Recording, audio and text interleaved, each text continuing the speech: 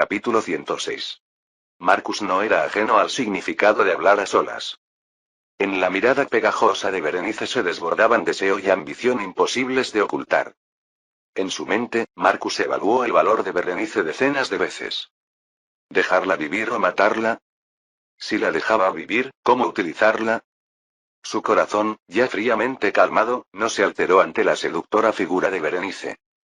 Aunque como hombre físicamente sano, naturalmente sentía cierto nivel de deseo. Cuando una belleza como ella seducía tan abiertamente, cualquiera que no sintiera nada tendría algún problema. Al principio pensó en seguirle el juego y disfrutar lo que pudiera. Si hubiera venido directamente de la Galia a Egipto sin pasar por Roma, tal vez habría fingido caer en su seducción. Pero en la mente de Marcus permanecían claramente los rostros de su pequeña hija e hijo. No elegiría mezclar su cuerpo con una mujer a la que no amaba mientras dejaba atrás a sus hijos y esposa. Sobre todo, Berenice no era exactamente el tipo de Marcus. Dio instrucciones en voz baja a Espartaco. Espartaco se marchó de inmediato sin cuestionar nada.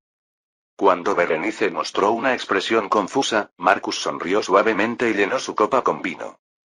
He dado órdenes para que preparen el lugar. La escoltaré cuando esté listo, así que agradecería que esperara un momento. Ah, ya veo. Qué considerado. Yo podría simplemente quedarme en la tienda del comandante. No tomará mucho tiempo. Mientras tanto, para no aburrirnos esperando, ¿qué le parece si charlamos un poco? Recientemente ha ocurrido algo bastante grande en Partia, la gran nación oriental. Berenice se rascó la sien como si fuera la primera vez que oía sobre esto. Por muy distantes que estuvieran Egipto y Partia, era imposible que un evento de tal magnitud no hubiera sido reportado. Marcus, sin abandonar su sonrisa, añadió amablemente. Me refiero al incidente en que Frates, quien ocupaba el trono, fue asesinado por sus hijos Orodes y Mitrídates. Orodes ahora gobierna Partia y Mitrídates gobierna Media, ¿no es así? Ah, sí, lo recuerdo. He recibido informes sobre eso. Aunque el rey de Partia se autoproclamaba Shansa, que significa rey de reyes, su autoridad real no llegaba a tanto. Las intrigas por el trono eran constantes, y varios reyes habían terminado sus vidas asesinados. Frates, quien había pactado con Pompeyo, no fue la excepción. Después de gobernar Partia durante 13 años, finalmente fue asesinado por sus dos hijos, perdiendo el trono de manera humillante.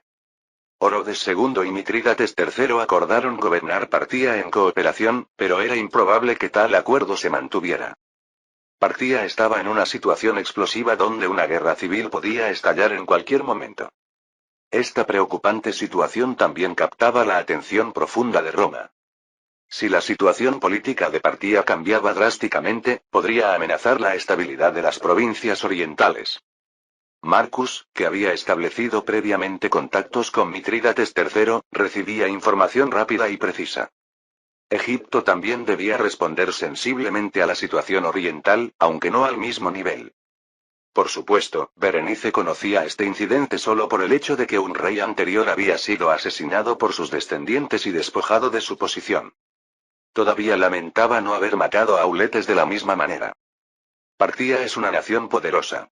Aunque Egipto probablemente nunca luche directamente con Partia, si el equilibrio oriental se tambalea, Egipto también se verá afectado inevitablemente. El hecho de que Partia pudiera expandirse como lo ha hecho se debe en parte a que la dinastía Seleucida tenía que preocuparse por Egipto, dividiendo sus fuerzas. Por supuesto que sé eso. Por eso recibí informes detallados sobre el cambio de rey. Así que eso es cierto. ¿Cómo ve entonces la guerra civil en Partia? Con el gran comandante Surenas apoyando a Orodes entre los nobles, ¿cree que Orodes tiene ventaja? Bueno, supongo que sí. Berenice desvió la mirada vagamente, dejando la frase incompleta. Fue imposible no sonreír amargamente ante su evidente ignorancia. Realmente es grave. Por su reacción, estaba claro que ni siquiera había oído hablar de Surenas. De hecho, era cuestionable si distinguía claramente entre Orodes y Mitrídates. Aún así, fue esta simplicidad mental lo que hizo que Marcus decidiera no matarla. Si hubiera sido un poco menos simple, la habría purgado sin dudar. Afortunadamente para Berenice, Espartaco regresó a la tienda para informar que los preparativos estaban completos. Marcus se levantó y extendió su mano hacia Berenice. Dejemos las conversaciones complicadas y vayamos, ¿le parece? Sí. Tengamos una conversación más sincera a solas. Si se quedaban solos sin nadie que los molestara, sería el escenario perfecto para Berenice. Con confianza, siguió a Marcus hacia la habitación preparada. El lugar que Marcus había dispuesto parecía bastante espacioso y acogedor. Sin embargo, algo extraño era que estaba dividido en dos habitaciones.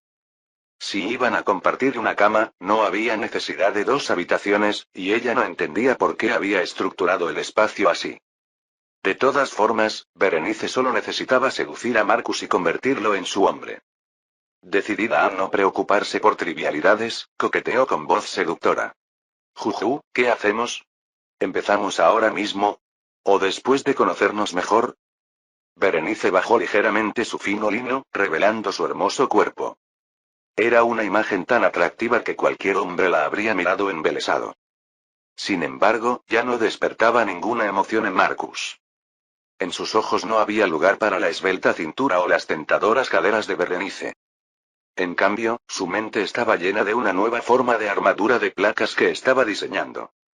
No la fea armadura enteriza existente, sino un diseño más romano y majestuoso. Comparada con la belleza fría y afilada del acero reluciente, incluso la belleza de Berenice parecía perder su brillo. Al imaginar algunas formas perfectas de armadura, incluso el deseo sexual que había intentado surgir desapareció por completo. Marcus tomó el informe de Tadeo sobre la situación en Partía y se recostó en la cama. Apenas le dirigió una mirada a Berenice. Faraona, entre en esa habitación de al lado y descanse. Yo tengo que leer estos informes importantes antes de dormir. ¿Qué? Berenice estaba perpleja ante su actitud fría, completamente diferente a la de hace un momento. Tras mirar brevemente a su alrededor, bajó sus largas pestañas y sonrió incómodamente. No parecía así, pero es tímido. No se preocupe. Me encargaré de todo. Tengo esposa e hijos, así que difícilmente sentiría vergüenza por esto a estas alturas.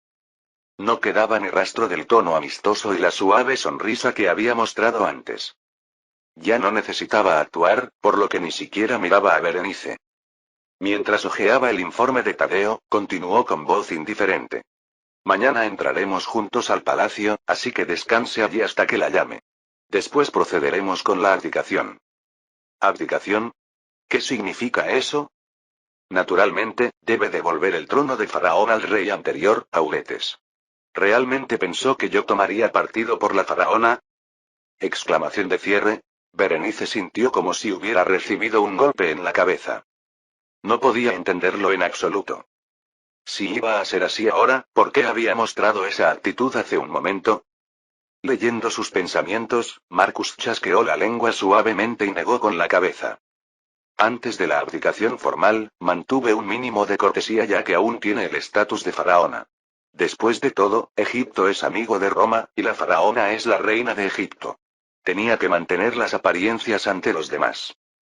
Y yo nunca cederé en mi posición. Soy la diosa viviente de Egipto. Nadie se atreve a ordenarme una abdicación. Estos descarados romanos se atreven. Ah, ¿realmente tengo que explicarlo todo? Bueno, decidí dejarte vivir precisamente porque eres alguien que no entiende estos procedimientos. La voz profunda de Marcus hizo que Berenice sintiera un escalofrío. Pensar que la mirada inocente, la mirada teñida de lujuria y la actitud afable que había visto eran todas actuación, le provocó un escalofrío en la espina dorsal. Sobre todo, no entendía el significado de las palabras de Marcus. ¿Qué quieres decir con dejarme vivir? ¿Por qué crees que me molesté en seguir este tedioso procedimiento? Perfectamente podría haberte calificado como simple rebelde en lugar de reconocerte como faraona. Eso habría evitado todo este complicado proceso.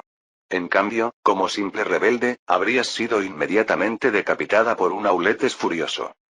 ¿Qué eso es? En realidad, deberías agradecérmelo. Te he dado la oportunidad de salvar al menos tu vida. Ja. Ahora entiendo lo que quieres decir. Si no quiero ser ejecutada como traidora, ¿debo abdicar voluntariamente en favor de Auletes? ¿Entonces me perdonarás la vida?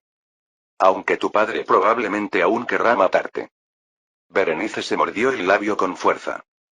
Considerando la obsesión de Auletes con su autoridad real, no perdonaría a quien amenazara su posición, incluso si era su hija. Como había dicho Marcus, intentaría matarla de cualquier manera. ¿Por qué eliges a ese viejo? No soy mucho mejor que él, que no te dará ningún placer. Puedo darte un placer inmenso. ¿No quieres ser el primer romano en conquistar a una faraona? Si querías persuadirme, deberías haber preparado beneficios que atrajeran mi interés. Te di casi 2 años y lo único que preparaste fue tu cuerpo. Pensar que podrías conservar el trono con eso, en cierto modo es una confianza admirable. Eso debo reconocértelo. Entonces prometo hacer lo que Auletes acordó hacer. ¿Eso no basta? No. Claramente careces de la capacidad para dirigir Egipto. Egipto es un granero importante para Roma. Si un gobernante incapaz de mantener una estabilidad mínima toma el poder, el suministro de alimentos de Roma se verá afectado. Tu papel ha terminado. Retírate. Esto no era una petición ni una recomendación, sino una orden. Para Berenice, con su alto orgullo de faraona, era una humillación inaceptable. Temblando, negó vigorosamente con la cabeza. No me hagas reír. Soy la encarnación de Amon-Ra. Soy una diosa viviente. ¿Nadie se atreve a ordenarme que me retire? No me importa cómo te llames a ti misma y puedo reconocer lo que quieras. Pero seas lo que seas, la faraona es vasalla de Roma. No podemos mantener en esa posición a alguien que desconoce este hecho básico. ¿Lo entiendes ahora? Vasalla. Yo, vasalla de Roma. No solo tú. Farnaces de Ponto, Tigranes de Armenia, todos son vasallos de Roma antes que reyes de sus propios reinos. Si no puedes aceptar este hecho, debes renunciar a tu posición como protectorado de Roma. Berenice no pudo decir nada, con los labios apretados. Quería castigar a ese arrogante romano en ese mismo momento, pero se dio cuenta de la miserable realidad. No tenía ni el poder ni la autoridad para hacerlo. Marcus, sin apartar los ojos del informe, señaló con el dedo la salida. Si no te gustan mis palabras, sal por ahí ahora mismo y regresa al palacio. De lo contrario, descansa tranquilamente allí y mañana entra al palacio conmigo. Entonces me aseguraré de que puedas salvar tu vida e ir a Roma. ¿Tú, realmente no sientes nada al verme? Te estoy ofreciendo ser tu mujer. ¿Cómo puedes mantener esa actitud teniéndome delante? Lo siento, pero prefiero personas que puedan entretenerme fuera de la cama. Alguien con quien no puedo mantener una conversación es un problema en sí mismo. Si quieres agradarme, empieza a leer libros y acumular conocimiento. No tienes mal material de base, así que si te esfuerzas constantemente durante algunos años, tal vez te preste algo de atención. ¿Qué? ¿Quién te crees que eres para hablarme así? Soy Berenice, descendiente de la gran dinastía ptolemaica. Los ojos de Berenice, cuyo orgullo había sido completamente destrozado, estaban llenos de lágrimas. Marcus decidió deliberadamente pisotear aún más su autoestima. Para utilizarla como una carta útil en el futuro, necesitaba bajar esa nariz altiva. Y yo soy quien tiene tu vida en sus manos. Enfría tu cabeza y reflexiona sobre tu situación. Si te comportas bien de ahora en adelante, te trataré al menos como miembro de la realeza egipcia. Marcus cerró la boca, indicando que la conversación había terminado. Berenice, sollozando, se volvió a poner la ropa que se había quitado. A estas alturas, estaba convencida de que no podría manipular a Marcus de ninguna manera. Era la primera vez en su vida que sentía tal impotencia. Antes de cruzar arrastrando los pies hacia la habitación contigua, echó una última mirada. El hombre que la había rechazado seguía leyendo su informe sin prestarle la menor atención. Reprimiendo las lágrimas de frustración y obstinación, se acostó en la cama asignada e intentó dormir. Pensó que quizás Cleopatra y Arsinoe habían anticipado que las cosas resultarían así. No, seguramente lo sabían. Berenice concluyó que desde el principio había caído en la trampa de sus hermanas menores. Rechinó los dientes y murmuró: ya verán. No sé qué estén tramando, pero tampoco les será fácil lograr lo que quieren. Si algo sabía, era juzgar a los hombres. Marcus no era un hombre al alcance de Cleopatra o Arsinoe. Berenice cerró los ojos, convencida de que sus detestables hermanas acabarían en una situación similar a la suya. Al día siguiente, tan pronto como amaneció, Marcus marchó hacia el palacio de Alejandría con Berenice al frente. De esta manera, el ejército romano pareció ocupar el palacio de Alejandría con el consentimiento de Berenice. Ni los soldados que custodiaban el palacio ni los funcionarios se atrevieron a decir palabra. Auletes caminó sin vacilación y se sentó en el trono. Nadie objetó. Berenice, con manos temblorosas, reconoció que Auletes era el verdadero faraón. Auletes señaló a Berenice con su dedo y ordenó. Como faraón que ha recuperado su legítimo derecho, ordenó. Ejecutad a esa traidora. Los guardias se inclinaron profundamente y respondieron. Oh, encarnación del gran Amon-Ra, cumpliremos vuestra orden. El rostro de Berenice palideció. Desesperadamente, se escondió detrás de Marcus. Disculpe, pero ya le mencioné que eso sería problemático. Cuando Marcus levantó la mano, los guardias del faraón que se acercaban se detuvieron en seco. Berenice sucedió al trono legítimamente y lo ha cedido de nuevo al faraón. Además, la costumbre romana no es ejecutar a los derrotados. Berenice será tratada como mi prisionera, por lo que debe seguirse la costumbre romana. No era la primera vez que Auletes oía esto. Ciertamente, Marcus le había dicho esto ayer. Sin embargo, la ira del faraón, injustamente expulsado del trono y obligado a exiliarse, no era fácil de aplacar. Quería que todos los involucrados en este incidente pagaran por sus acciones, de cualquier manera posible. Mientras esa niña viva, la chispa de la rebelión puede reavivarse en cualquier momento. Por eso debe morir ahora. Berenice pasará el resto de su vida en Roma. Nunca volverá a Egipto mientras usted viva, faraón. Se lo prometo por mi honor. Pero según la ley egipcia, faraón, usted también lo sabe. Cuando dos leyes entran en conflicto, la ley romana prevalece. Como representante del Senado y comandante que lidera una legión, tengo el deber de aplicar estrictamente la ley romana. Le ruego que me permita no cometer más faltas de respeto. Ante la cortés petición de Marcus, Auletes no pudo decir más. Sin embargo, todos los presentes pudieron confirmar claramente una vez más. Roma y Egipto. ¿Quién tenía la superioridad absoluta y quién estaba en posición de obedecer órdenes? Pero si no puedo aplicar el crimen de traición a Berenice, ¿cómo puedo castigar a la banda rebelde que me expulsó? Seguramente no pretendes que los perdone también. Por supuesto que no. Eso sería interferir en asuntos internos. Pero no entiendo por qué dice que no puede aplicar el crimen de traición. Berenice no lideró la rebelión, sino que fue engañada por los rebeldes que se oponían al faraón. Ellos, impíamente, sembraron la discordia entre Roma y Egipto. Por eso Roma anexó Chipre, y durante ese tiempo, el faraón no pudo saber cómo se desarrollaban realmente las cosas porque estos malvados grupos distorsionaban la información. Habiendo asegurado un pretexto, atrajeron a Berenice y llevaron a cabo el acto lamentable de la rebelión. Los asociados cercanos de Berenice, que esperaban su disposición en un rincón, saltaron indignados. ¡Qué disparate decir que permitimos la anexión de Chipre! Escuchad atentamente las palabras del comandante. Cuando un legionario romano golpeó el suelo con su escudo, los aterrorizados funcionarios cerraron rápidamente la boca. Auletes, que había comprendido el significado de las palabras de Marcus, asintió con una sonrisa fría. Ya veo, así es. Esos despreciables rebeldes planearon meticulosamente usurpar mi posición. Lógicamente, si hubiera sabido sobre la anexión de Chipre, habría tomado medidas de alguna manera, ¿no? No me habría quedado mirando. La crisis actual es toda culpa de sus maquinaciones. Así es. Han cometido crímenes imperdonables. Roma apoyará cualquier castigo que el faraón decida imponer. De todas formas, estos hombres difícilmente podrían haber evitado la acusación de traición. Marcus estaba sugiriendo que Auletes atribuyera todos sus fracasos a los traidores y limpiara su nombre.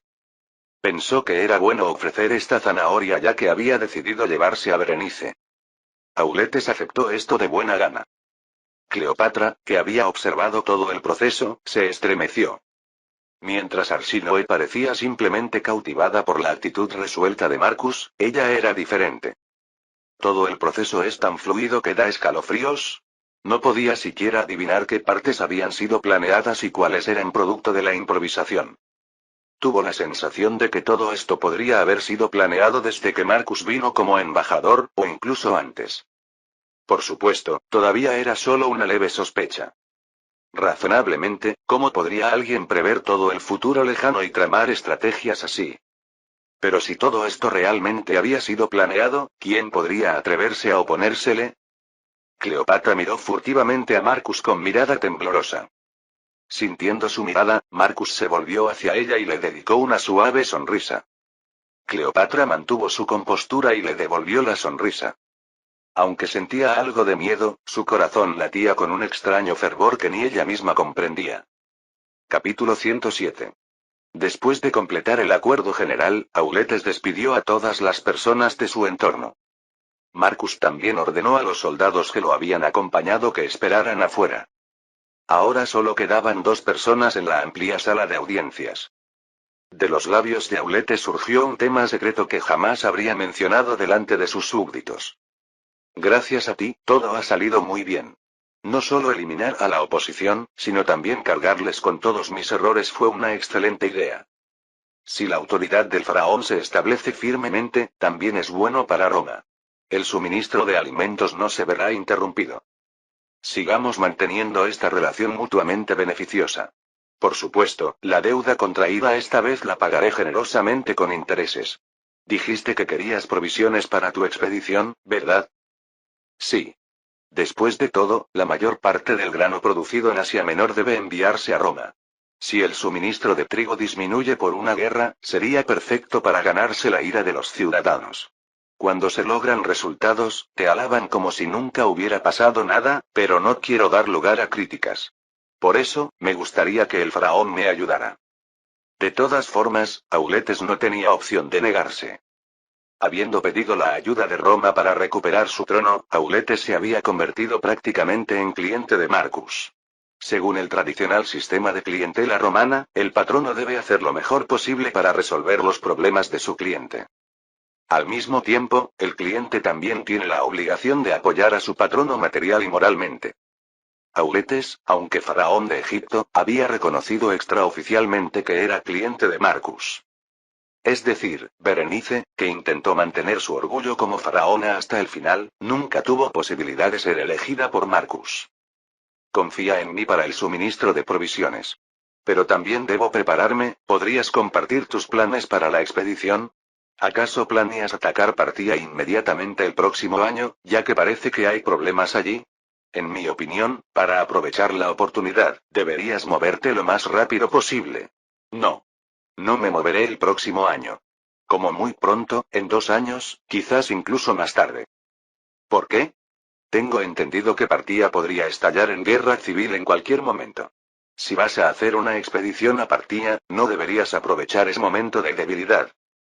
Incluso Auletes, cuya perspicacia militar no era especialmente destacable, conocía este hecho básico. Hay que atacar cuando el enemigo está en su punto más débil. Marcus negó suavemente con la cabeza y respondió. Esto queda entre nosotros. En realidad, mi subordinado ha estado negociando durante mucho tiempo con Mitrídates, uno de los actores en la lucha de poder en Partía. Hasta ahora, hemos obtenido ganancias considerables intercambiando azúcar y seda. Entonces ¿no deberías tomar partido por Mitrídates e intervenir en la guerra civil? Si Mitrídates derrocara a Orodes y subiera al trono, no podría ignorar la deuda contigo, ¿verdad? O incluso podrías enviar tropas de apoyo a cambio de la promesa de cierto territorio.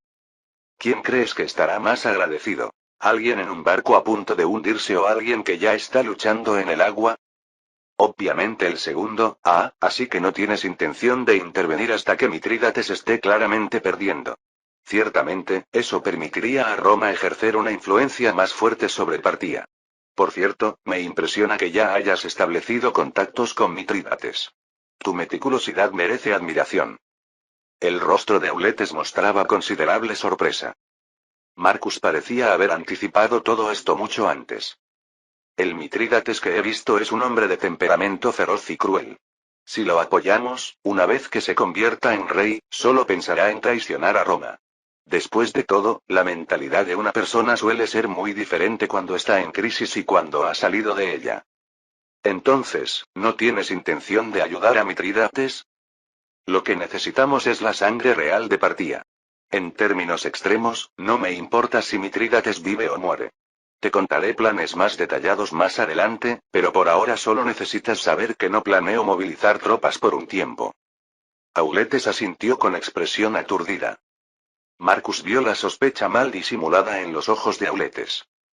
La sospecha de que quizás Egipto, como partía, estaba siendo utilizado como parte de algún plan grandioso.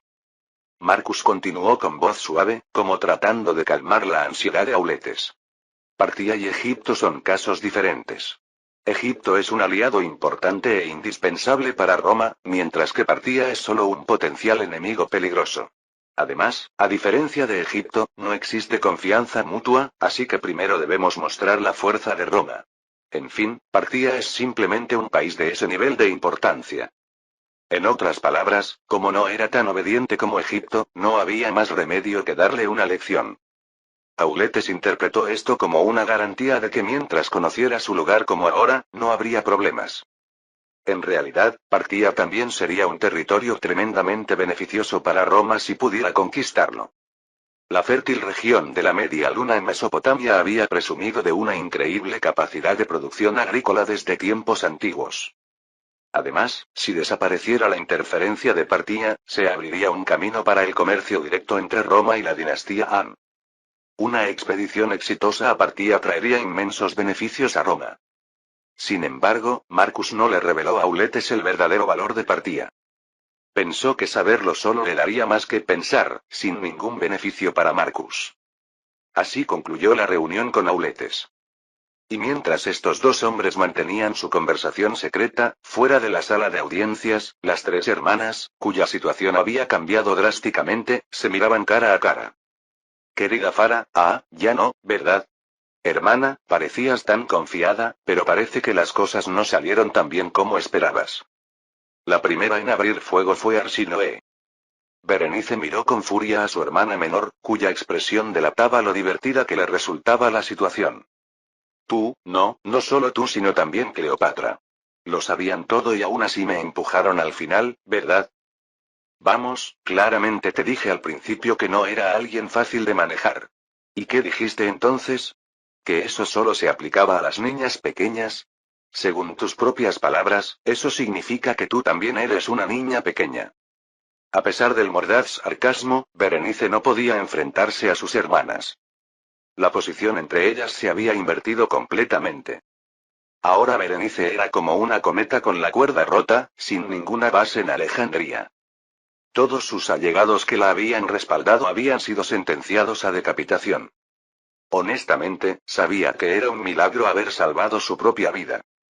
En Egipto, para los perdedores en las luchas de poder solo existe la muerte. Incluso Berenice conocía claramente este hecho irrefutable. No lo veas de forma tan negativa, hermana. Cleopatra, que había mantenido una sonrisa tranquila todo el tiempo, intervino con voz suave. ¿Qué? ¿Me animan a hacer el ridículo y luego me dicen que no lo vea negativamente? Precisamente por eso tu cabeza sigue unida a tu cuello. De hecho, estoy reconsiderándote. ¿Cómo te las arreglaste para que Marcus te perdonara la vida? Pues, no sé. Dijiste que lo seducirías con tu cuerpo, ¿realmente te acostaste con él? Antes de que Berenice pudiera responder, Arsinoe saltó indignada. ¿Qué? No digas tonterías. ¿Por qué el señor Marcus se acostaría con alguien como nuestra hermana Berenice? Bueno, quizás no cedió a la seducción, pero podrían haberse acostado. Objetivamente, nuestra hermana tiene un aspecto destacable, así que pensé que quizás había encontrado algún valor de uso en esa dirección. Ante las palabras crudas de Cleopatra, el rostro de Arsinoe se puso rojo e intenso. Te estás diciendo cosas ridículas. El señor Marcus no es ese tipo de persona. Pero si no es eso, no hay muchas razones para mantenerla con vida.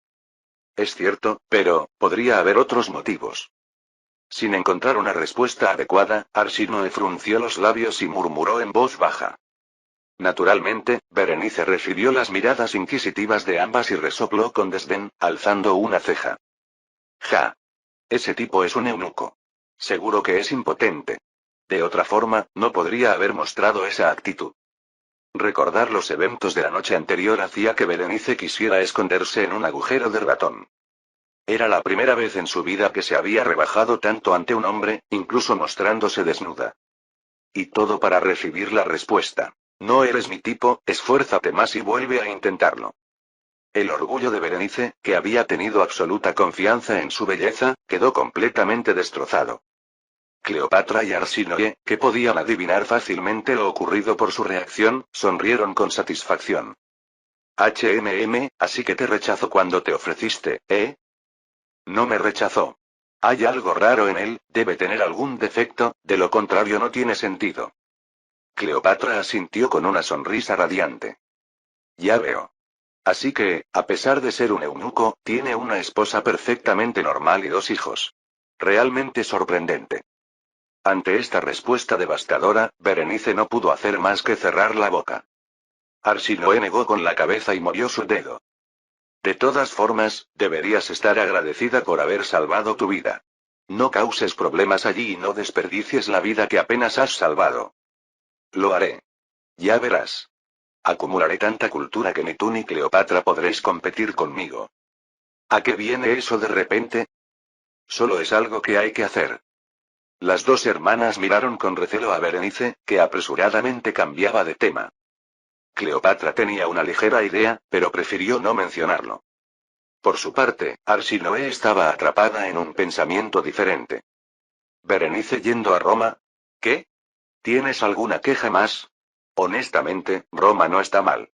Aunque se diga que el faraón es un dios viviente y el rey de Egipto, al final no es más que un vasallo de Roma. El verdadero centro del mundo ahora es Roma. Buscaré mi segunda oportunidad allí. Esto definitivamente no termina así. Supongo que recibiste esas palabras ayer frente a Marcus, ¿verdad? ¿Qué dices? Es imposible que puedas hacer un análisis tan frío de la situación por ti misma. Ahora puedo ver el cuadro completo. Ahora entiendo por qué estás tan abatida. Te ofreciste con tu cuerpo y te rechazaron, y luego hiciste el ridículo presumiendo de ser faraona. Si fuera yo, creo que habría muerto de vergüenza en el acto. El rostro de Berenice, completamente descubierta, se puso tan rojo como era humanamente posible. En lugar de replicar agudamente como solía hacer, simplemente dio media vuelta y regresó a sus aposentos. Ante esta escena cómica, Arsínoe se agarró el estómago de la risa. Incluso Cleopatra no pudo contener la risa que se le escapaba. Era como si algo que habían estado acumulando durante mucho tiempo se hubiera liberado de golpe. Después de compartir un momento de risa, las dos se miraron. Arsínoe, dejando de reír primero, preguntó. ¿Roma, realmente será una ciudad tan desarrollada? Supongo que sí. No hay duda de que Roma es actualmente la nación más poderosa del mundo. La capital de un lugar así difícilmente podría ser una ciudad mediocre. Tienes razón, ¿verdad? Me gustaría verla alguna vez. El señor Marcus también debe haber nacido y crecido allí. Ante este comentario casual de su hermana, el cuerpo de Cleopatra se estremeció.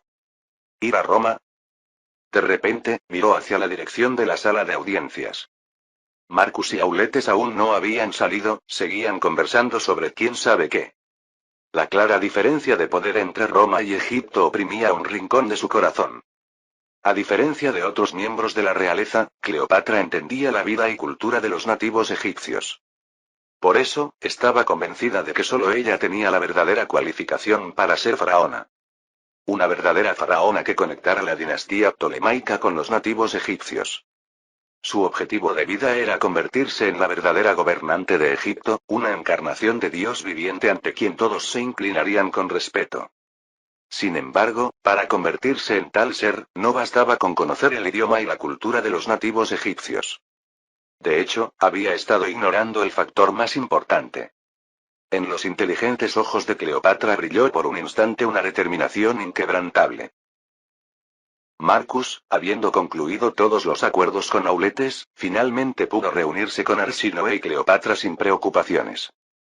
Ambas acudieron corriendo a su llamada sin que una fuera antes que la otra.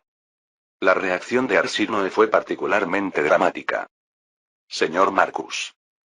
Sin hacer caso a las protestas de Cleopatra, que la seguía, corrió directamente hacia Marcus y se lanzó a sus brazos. Cleopatra, horrorizada, alzó la voz tratando de separarla. ¿Qué estás haciendo actuando tan imprudentemente como princesa de un país? Sepárate y pide disculpas de inmediato. Ya. No hay nadie más que nosotros, ¿qué importa? Arsinoe resopló y ostentosamente apoyó su mejilla en el pecho de Marcus. Cleopatra, inquieta, pisoteó el suelo. Esta niña no tiene vergüenza, ¿no te das cuenta de la grave falta diplomática que estás cometiendo? Si no piensas bajar, puedo hacer que bajes a la fuerza. Ya. Inténtalo si puedes. Parecía que iba a estallar una pelea entre las hermanas. Marcus intervino apresuradamente para mediar. Está bien. También puedo ver esto como una muestra de amistad que indica lo feliz que está la princesa de verme. Agradezco sus palabras. Pero aún así, que una princesa real se abalance sobre un hombre extraño y coquetee. HMPH. Si te molesta, haz lo mismo. ¿Qué? ¿Realmente no tienes ningún sentido de la vergüenza? ¿Tienes alguna conciencia de ser de la realeza?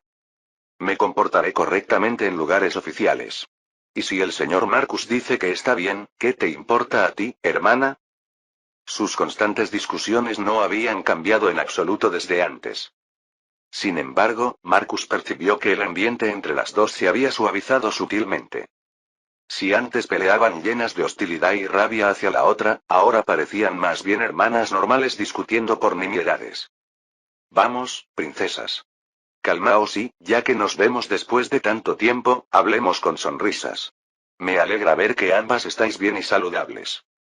Me alegra ver que usted también está bien, señor Marcus.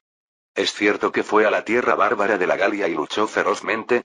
Por eso parece aún más valiente. Gracias. La princesa también se ha vuelto más hermosa desde la última vez que la vi. En unos años, todos los hombres de Alejandría perderán el corazón por su belleza. Jeje, ¿verdad? Pronto tendré edad para casarme. Cleopatra se rió y la reprendió. Eso significa que aún eres una niña hasta dentro de unos años. ¿Qué dices? Arsinoe miró furiosamente a Cleopatra. Cuando Marcus le acarició la cabeza como para calmarla, inmediatamente sonrió ampliamente y bajó los párpados. Cleopatra, observando esto, suspiró y se tocó la sien con el dedo. Señor Marcus, no sea tan indulgente con ella. Por eso se comporta así. Creo que no hay necesidad de ser tan estrictos con la etiqueta en un entorno privado. Me gustaría que usted también, Cleopatra, no se sintiera tan limitada por el protocolo en este momento. Si usted insiste. Cleopatra se acercó unos pasos más y tomó asiento junto a Marcus. Sin embargo, no podía acurrucarse indiscriminadamente junto a un hombre como lo hacía Arsinoe. Y por alguna razón, le resultaba difícil mirar a Marcus a los ojos. Su corazón también latía inusualmente rápido. Concluyó que esto se debía a que el miedo que había sentido en la sala de audiencias aún no se había disipado. Esto no está bien. Si percibe que tengo miedo, podría despertar sospechas innecesarias. ¿Debo mirarlo a los ojos y sonreír? Cleopatra levantó ligeramente la cabeza para mirar a Marcus, pero tan pronto como sus ojos se encontraron, bajó apresuradamente la mirada otra vez. Su corazón latía tan violentamente que le dolía. Su estado físico era tan anormal que se preguntó si habría enfermado.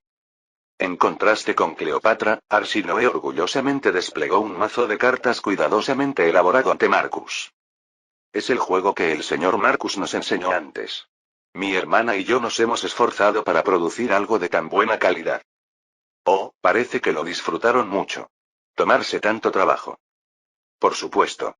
La cantidad de personas en el palacio que conocen las reglas también está aumentando. Mi hermana y yo competimos casi todos los días. Aunque mi tasa de victorias es ligeramente inferior. Marcus no ocultó su interés y tocó las cartas que Arsinoe había traído, sumido en sus pensamientos. No esperaba que el juego de cartas que había creado como pasatiempo fuera tan popular. Sin embargo, pensándolo bien, era bastante lógico. En esta época, donde no solo no había computadoras sino que ni siquiera se habían desarrollado formas sistemáticas de entretenimiento, juegos como el ajedrez o las cartas podían ser bastante adictivos. Parecía que podría ganarse una buena suma si difundía bien estos juegos entre la nobleza. Pero las cartas hechas de papiro tienen muy poca durabilidad. Y hacer dibujos en pergamino sería un desperdicio excesivo, tal vez sea hora de empezar a fabricar papel. Ya había pensado en desarrollar métodos de fabricación de papel una vez que se completaran los avances en las áreas militar y agrícola. Tanto el papiro como el pergamino tenían debilidades fatales como materiales de escritura. Desarrollar papel y adquirir tecnología de impresión básica podría revolucionar la sociedad por sí solo. Desde este punto de vista, era necesario analizar a fondo los cambios anticipados y controlar posibles variables antes de que surgieran. Quizás sería mejor abordar esto con algo más de tiempo en lugar de desarrollarlo precipitadamente.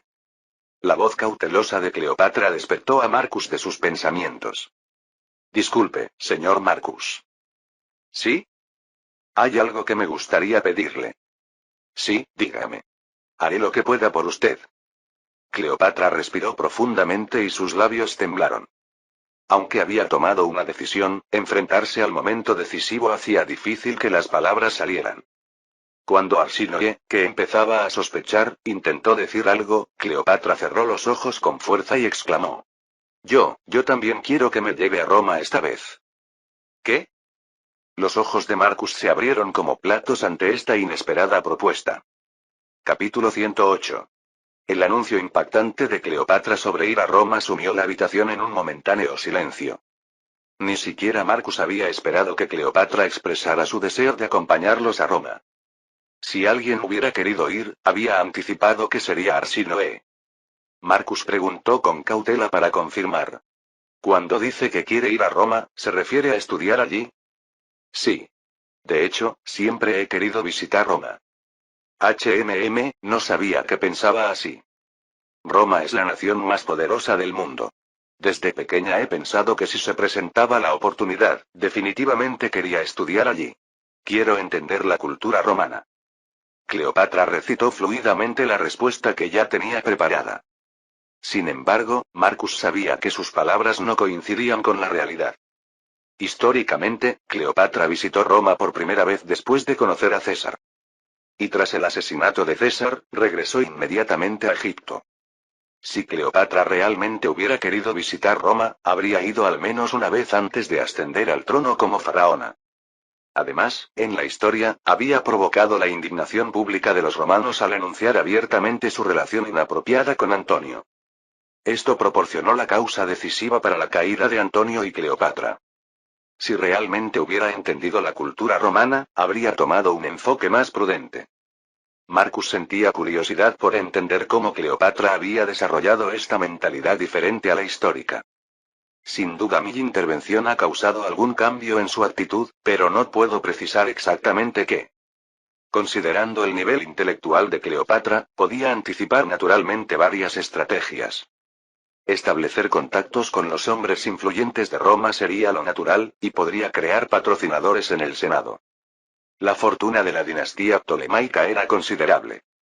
Podría atraer fácilmente a muchos nobles romanos endeudados. Si Cleopatra fortaleciera su influencia dentro de Roma, podría causar problemas en el futuro. Sin embargo, rechazar a una princesa extranjera que deseaba estudiar sin una razón válida tampoco tenía sentido. Si viene a Roma, ¿cuánto tiempo planea quedarse? Me gustaría permanecer al menos hasta que pueda hablar latín perfectamente. Eso tomaría varios años como mínimo, así que está pensando a largo plazo. Sí. Para entender profundamente la cultura romana, no solo el idioma, necesitaría estar allí ese tiempo. Curiosamente, Cleopatra había estado evitando sutilmente la mirada de Marcus mientras respondía. Solo podía interpretarse como que tenía algún propósito no declarado. Sin embargo, para estar tramando algo, mostraba demasiados signos evidentes. Las emociones de una adolescente eran demasiado complejas y sutiles para que Marcus las comprendiera. ¿Eso es todo? Para ser sincera, tengo algunas razones más, aunque no son tan importantes. Si mi hermana Berenice va sola a Roma, ¿qué pensarán los nobles romanos sobre la dinastía ptolemaica? Alguien debe mostrar la dignidad adecuada de la familia real. Aunque parecía absurdo, era una razón bastante comprensible si pensaba en Berenice. La dinastía ptolemaica estaba compuesta por personas llenas de orgullo. No podrían tolerar la humillación de ser menospreciados por los nobles romanos. Enviar al menos un miembro adecuado de la realeza además de Berenice era una opción comprensible. Sin embargo, no era razón suficiente para que Cleopatra se ofreciera voluntariamente. Justo cuando Marcus intentaba indagar más en los motivos de Cleopatra, Arsinoe, recuperada de la conmoción, gritó agudamente. ¿Qué tonterías dices? ¿Por qué irías tú a Roma, hermana? ¿Hay alguna razón por la que no pueda ir? No, es simplemente extraño. Como si tú realmente hubieras estado interesada en Roma. Solo hojeabas algunos registros, nunca dijiste que quisieras ir directamente. Quizás no te lo dije, pero he tenido esa intención desde hace tiempo. De todas formas, definitivamente no. Ante la reacción excesivamente sensible de Arsinoe, Cleopatra alzó una ceja y cuestionó. ¿Qué reacción tan extraña? No tienes ninguna razón para oponerte tanto. Porque quien debe ir a Roma no eres tú, sino yo. Yo iré. No digas tonterías. ¿Tú estudiando en Roma? ¿No estarás confundiendo estudio con turismo? HMPH, estoy seriamente estudiando latín. Arsinoe escribió allí mismo la frase quiero ir a Roma en latín. Marcus y Cleopatra abrieron los ojos con sorpresa, jamás habían imaginado que ella pudiera hablar latín. ¿Aprendió latín? ¿Tú, desde cuándo? Animada por la reacción de ambos, Arsinoe se irguió y sonrió. He estado aprendiendo en secreto porque quería algún día conversar con el señor Marcus en latín.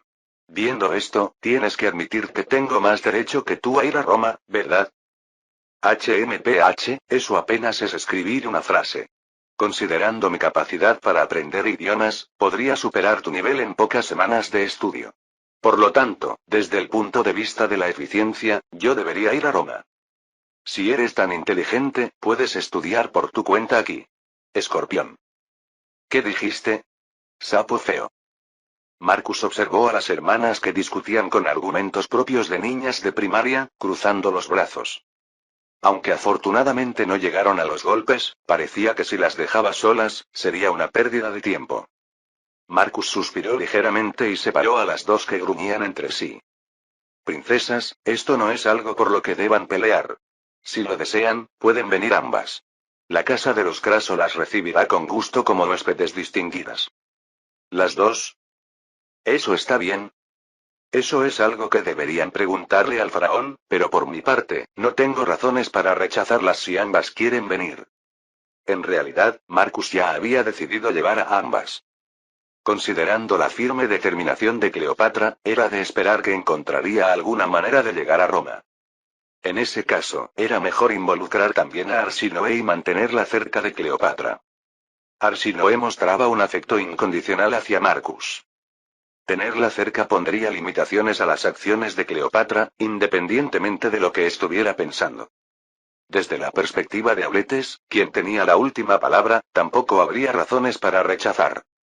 Aunque podría parecer absurdo que sus tres hijas fueran a Roma, era una buena oportunidad para fortalecer las relaciones entre la casa de los Craso y la dinastía ptolemaica.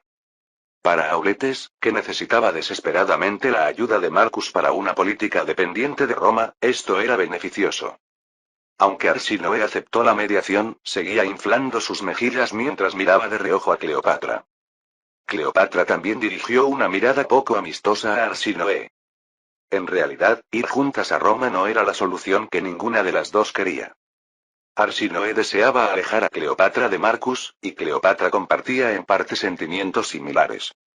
Pero no podían rechazar ahora que Marcus había sugerido que fueran juntas. Marcus sutilmente cambió de tema para aliviar el ambiente incómodo. Por cierto, la biblioteca de Alejandría es realmente majestuosa, pero nunca he recorrido adecuadamente su interior. La última vez que estuve aquí, solo la vi superficialmente. ¿Me podrían dar un recorrido? Apenas terminó de hablar, ambas princesas alzaron la voz al unísono, como si lo hubieran acordado. Yo puedo guiarlo.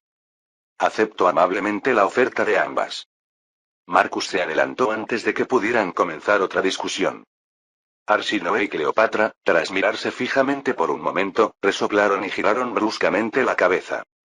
Al día siguiente, Marcus visitó la biblioteca de Alejandría guiado por Arsinoe y Cleopatra. A diferencia de su visita anterior, esta vez pudo examinar el interior en detalle y quedó asombrado por las dimensiones de la biblioteca. El museo y la biblioteca de Alejandría de esta época eran genuinamente la cuna del conocimiento mundial. La voz de Cleopatra, que le mostraba las instalaciones, rebosaba de orgullo inconfundible. Actualmente, hay más de 100 eruditos investigando en el museo.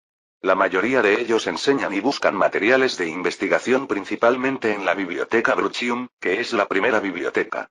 Esta primera biblioteca que está viendo podría considerarse un lugar que reúne todo el conocimiento del mundo. Aunque se llame biblioteca, es prácticamente una enorme institución académica. La primera biblioteca tenía una estructura que recordaba a Marcus los campus universitarios modernos que guardaba en su memoria. Los profesores, pagados por la realeza egipcia, daban conferencias regularmente, y dentro de la biblioteca había jardines, salas de reuniones, e incluso un comedor común. Cleopatra parecía muy familiarizada con la biblioteca, explicando hechos interesantes mientras recorrían cada rincón. La primera biblioteca es utilizada principalmente por nobles y eruditos, pero la segunda biblioteca está abierta para que los ciudadanos comunes la usen libremente. Aunque la cantidad de libros es menor que en la primera biblioteca, probablemente sea la segunda o tercera más grande del mundo. ¿Cómo gestionan tantos libros? Tenemos personas dedicadas exclusivamente a administrar y clasificar los libros almacenados. Y regularmente transcribimos los textos para crear copias. El papiro es bueno en muchos aspectos, pero su durabilidad es un poco débil. Es muy sistemático. En Pérgamo, en Asia Menor, también hay una gran biblioteca, pero no de este tamaño. Por cierto, Roma no tiene bibliotecas públicas. Debo hablar con otros senadores sobre esto cuando regrese. Probablemente Cicerón y Catón aprobarían con entusiasmo la construcción de una biblioteca. Conseguir libros no sería problema, podrían copiar los textos de las bibliotecas de Alejandría y Pérgamo. Usando papel y técnicas de impresión, parecía que podrían gestionar las instalaciones mucho más eficientemente que la biblioteca de Alejandría, que usaba papiro. Desde la perspectiva de Marcus, aunque la biblioteca de Alejandría era impresionante, tenía muchos aspectos preocupantes. Para empezar, su ubicación cercana al lago y al Mediterráneo la hacía húmeda. El papiro, mucho más vulnerable a la humedad que el papel común, no duraría muchos años en ese ambiente. Por eso, constantemente necesitaban muchas personas dedicadas a la transcripción. Aunque ahora lo estaban manejando, después de un gran incendio o terremoto, incluso esto se volvería difícil. De hecho, la primera biblioteca de Alejandría se perdería en un gran incendio unos 10 años después. La segunda biblioteca también acabaría desapareciendo tras sucesivos incendios y destrucciones que no pudieron ser totalmente reparados. Marcus lamentaba internamente que incluso este gran patrimonio cultural finalmente se perdería con el paso del tiempo.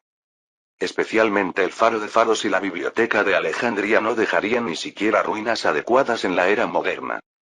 Esto contrastaba con el Coliseo romano o el Foro romano, que conservarían al menos su forma como ruinas incluso después de miles de años. Marcus ofreció consejos para que este extraordinario patrimonio de la humanidad pudiera durar un poco más. Después de ver todo esto, hay algo que me preocupa respecto a la gestión de las instalaciones. ¿Qué es? Las bibliotecas son inherentemente vulnerables a incendios. Por lo tanto, se necesitan bomberos especializados que puedan responder inmediatamente incluso si ocurre un incendio a gran escala. Sin embargo, he notado que los bomberos están ubicados bastante lejos de las instalaciones. Sugeriría considerar estacionar bomberos cerca de la primera biblioteca, incluso ahora. Es una opinión razonable. Ha habido algunos incendios hasta ahora, pero ninguno a gran escala. Sin embargo, el hecho de que no haya ocurrido hasta ahora no garantiza que no ocurrirá en el futuro. Debo sugerirle esto a mi padre antes de partir hacia Roma. Y hay algo más que me gustaría preguntar. He oído que los eruditos aquí reciben un salario de Egipto. ¿Están subordinados a la Casa Real egipcia? Si desearan ir a otro lugar, ¿podrían abandonar este lugar en cualquier momento? Cleopatra sonrió levemente y respondió de inmediato. Pueden irse. Pero una vez que un erudito comienza a investigar aquí, raramente se va por voluntad propia. A menos que quiera retirarse y regresar a su tierra natal, ¿por qué querría dejar el mejor entorno para un académico? Ya veo. Entiendo que no hay restricciones particulares. Marcus sonrió con satisfacción. Justamente necesitaba eruditos versados en astronomía. Planeaba revisar exhaustivamente el calendario que usaba Roma. El sistema calendario actual de Roma era extremadamente impreciso. En una palabra, podría describirse como un completo desastre. El calendario romano básicamente establecía que un año tenía 355 días. Esto era casi 10 días menos que un año real. Aunque se empleaban varios métodos para corregir esta discrepancia, su practicidad dejaba mucho que desear. En la época de Marcus, la diferencia entre las estaciones reales y las del calendario superaba los 2 meses, lo que indicaba la gravedad de la situación. La introducción de un calendario preciso podría reducir la confusión y maximizar la eficiencia en todos los ámbitos: administrativo, militar y agrícola. Hasta ahora, no había sido posible intentarlo debido a la ausencia de astrónomos competentes, pero con los capaces eruditos de Alejandría, la situación cambiaba. De hecho, históricamente, César introdujo el calendario juliano en Roma exactamente 10 años después, con la ayuda de astrónomos alejandrinos. Este calendario juliano calculaba un año como 365, 25 días, añadiendo un año bisiesto cada 4 años para ajustar las fechas. Su estructura básica no difería del calendario gregoriano utilizado como sistema estándar en la era moderna. La diferencia con el calendario juliano era la precisión del cálculo. Debido a las limitaciones de la astronomía antigua, el calendario juliano calculaba el período orbital de la Tierra alrededor del Sol unos 11 minutos y 15 segundos más largo.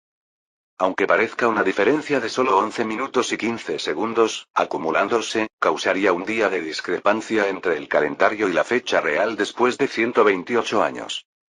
Marcus planeaba introducir en Roma el calendario gregoriano, que corregía sustancialmente esta pequeña diferencia.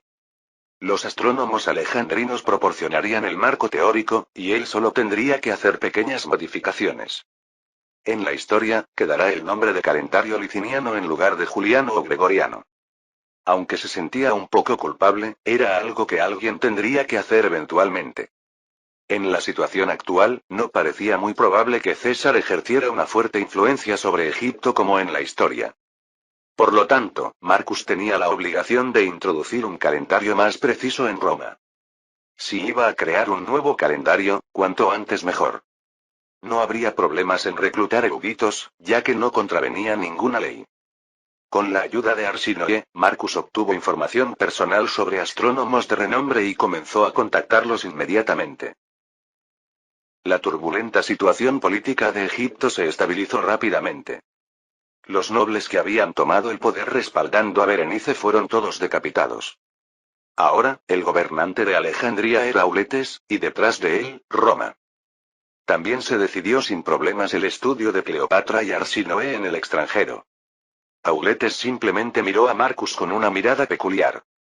Parecía haber algún malentendido extraño, pero no sintió la necesidad de aclararlo. Marcus aceptó la petición de Auletes de dejar algunos soldados como guardia y subió al barco con destino a Roma. Berenice, Cleopatra y Arsinoe también abordaron el mismo barco que Marcus. Berenice, que había permanecido encerrada en sus aposentos durante toda su estancia en Alejandría, finalmente volvió a aparecer.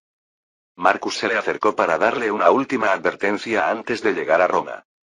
¿Has calmado tus pensamientos un poco? Más o menos. Sabes que tu posición es diferente a la de Arsinoe o Cleopatra, ¿verdad? Ellas son invitadas de honor formalmente invitadas, mientras que tú eres una rehén. Lo entiendo. También sé lo que quieres decir. Que me comporte y me quede quieta, ¿verdad? Aunque su tono era áspero, parecía comprender claramente su situación. Marcus asintió sin negarlo. No soy una persona tan mala. Si te comportas y obedeces, prometo tratarte adecuadamente como ex reina de un país aliado. El esplendor de la sociedad romana no es inferior al de Alejandría, así que no será difícil adaptarte. De acuerdo. Sorprendentemente, Berenice suspiró repetidamente, con un aire completamente abatido. En su simplicidad, no podía tener pensamientos complicados. Al principio, su pecho se había llenado de rabia al ser expulsada del trono de Faraona. Sin embargo, milagrosamente había salvado su vida de diferencia de la costumbre egipcia, y podía aceptar el hecho de que nunca volvería a ser faraona. Al ver la actitud de su padre, Auletes, ante Marcus, todas sus ilusiones sobre ser faraona se habían desvanecido. Incluso pensó que podría ser mejor vivir una vida esplendorosa en Roma, la nación más poderosa, que ocupar un trono de faraón que era solo una cáscara vacía. Por cierto, si me hubiera comportado bien, ¿habría alguna posibilidad de que me hubieras apoyado como faraona? Había posibilidad. Si hubieras estado preparada para ofrecer más que el actual faraón. Y si hubieras demostrado que podías ser una gobernante útil para Roma, quizás te habría apoyado. Ya veo, como pensaba. Berenice chasqueó la lengua con amargura y se dirigió al interior del barco. Cleopatra, que había estado observando la escena desde atrás, se acercó sutilmente y habló. Sorprendentemente, la hermana Berenice está aceptando bien la situación, ¿verdad? Es una persona extremadamente simple. Si no piensa las cosas de manera complicada, a menudo se adapta sorprendentemente a la situación actual. Es así. Aún así, creo que las personas no cambian de la noche a la mañana. Aunque ahora parezca normal porque está abatida, nuestra hermana es alguien que puede causar problemas en cualquier momento. Cuando lleguemos a Roma, la vigilaré bien. Le agradecería eso. Mientras conversaban, el barco se sacudió con un clan. Al acercarse al puerto. Cuando Cleopatra perdió el equilibrio y se tambaleó, Marcus le tomó la mano para ayudarla. Al darse cuenta de que el cuerpo de Marcus la había tocado, Cleopatra se quedó momentáneamente paralizada y luego apartó bruscamente su brazo. Kiara. Ante esta reacción inesperadamente intensa, Marcus dio un paso atrás y miró a Cleopatra con ojos arrepentidos. Se preguntaba qué la habría asustado tanto como para reaccionar así. Lo siento. Me preocupaba que la princesa se cayera y sin querer cometí una falta de respeto. Dándose cuenta de que había apartado el brazo de Marcus, Cleopatra se quedó totalmente desconcertada, con el rostro enrojecido. Agitando los brazos desesperadamente, ofreció incoherentes explicaciones. Ah, no. No es en absoluto una falta de respeto. No es que me disguste, realmente me sorprendió, es decir. Con lágrimas formándose en sus ojos, murmuró palabras incomprensibles y luego se dio la vuelta y huyó. El estado de ánimo de una adolescente era más difícil de entender que las olas del océano envueltas en una tormenta. Mientras Marcus negaba con la cabeza y suspiraba, el barco atracó lentamente en el puerto. Al oír que habían llegado a tierra, Berenice y Cleopatra también volvieron a cubierta. Sorprendentemente, Julia había venido personalmente a recibirlos al puerto de Ostia, acompañada por miembros de la familia. Los niños pequeños no estaban presentes, probablemente esperando en casa. Julia. Marcus agitó alegremente la mano hacia su esposa, a quien amaba más que a nadie en el mundo. Julia también le devolvió el saludo con su encantadora sonrisa, que siempre era adorable sin importar cuántas veces la viera. Su mirada se posó en Arsinoe, que estaba firmemente pegada a la mano de Marcus. Y luego, al confirmar a Cleopatra parada a su lado y a Berenice un poco más allá, el párpado de Julia se contrajo casi imperceptiblemente. Pero eso fue todo. Sonriendo con serenidad, se acercó a Marcus cuando bajó del barco y le besó las mejillas y los labios. Marcus también abrazó a su esposa, a quien no había visto en mucho tiempo, y le besó repetidamente las mejillas, sin ocultar su alegría. Detrás de Marcus, Arsinoe miraba constantemente a su alrededor con ojos curiosos. En contraste, Cleopatra no había apartado la mirada de Julia desde que apareció en el puerto. En sus inteligentes ojos se posaban diversas emociones imposibles de definir con una sola palabra. Capítulo 109. Arsinoe nunca había salido de Egipto. De hecho, incluso sus experiencias fuera de Alejandría eran tan escasas que podían contarse con los dedos. Apenas había visitado Menfis y Tebas, las antiguas capitales de Egipto, una o dos veces. Aún así, no había sentido incomodidad alguna. Por muy gloriosas que fueran estas ciudades históricas, le parecían meros pueblos en comparación con Alejandría. Lo único digno de ver en Menfis y Tebas eran las hileras de pirámides. Y hasta esas imponentes pirámides habían sido saqueadas por ladrones de tumbas hacía tiempo. Los ministros que habían viajado como embajadores a otros países coincidían unánimemente en que no había ciudad comparable a Alejandría. Arsinoe había aceptado esto como verdad. Para ella, Egipto era todo el mundo, y Alejandría era el centro de este mundo. Esta ingenua concepción comenzó a tambalearse tras conocer a Marcus. Él le mostró cosas que nunca había visto y le contó historias que jamás había imaginado. Por primera vez, sintió el deseo de salir de Alejandría y viajar a otro país. Quería experimentar y sentir el lugar donde Marcus había nacido y crecido. Por eso, Arsinoe pudo elegir sin vacilación venir a Roma. Por supuesto, la idea de no dejar a Cleopatra a solas con Marcus también influyó. Con una motivación tan clara, pudo soportar perfectamente el largo viaje. Sin embargo, cuando llegó al puerto de Ostia por primera vez, sintió algo parecido a la decepción. Para ser supuestamente la mayor ciudad del mundo, los alrededores parecían desolados. Marcus, percibiendo sus pensamientos, le explicó que Roma estaba más al interior. Incluso este hecho fue una sorpresa para Arsinoe, nacida en Alejandría. Tenía el prejuicio de que una gran metrópolis mundial debía estar junto al mar. El país extranjero que pisaba por primera vez era completamente diferente al mundo que había conocido hasta entonces.